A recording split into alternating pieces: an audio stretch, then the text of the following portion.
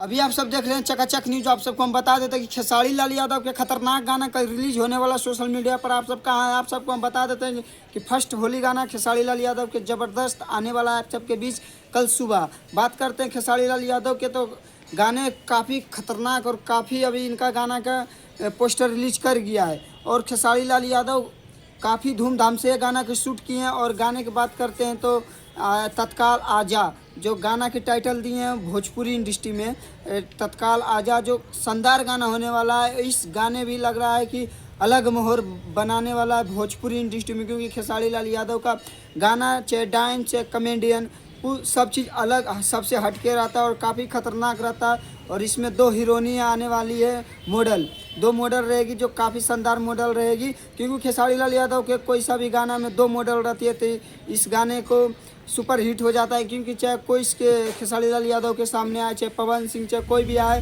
सबको साइड कर देंगे। तो इनका फर्स्ट गाना आ रहा है आप सबके बीच होली सॉन्ग। तो आप सब ग्लोबल म्यूजिक भोजपुरी पर कल सुबह 7:30 बजे देखिएगा। बाकी बात आप सब लाइक शेयर कमेंट जरूर कीजिए और सब्सक्राइब कीजिए। चकाचक न्यूज़ पे आप सबको ऐसा ही ताज़ा खबर मिलता है।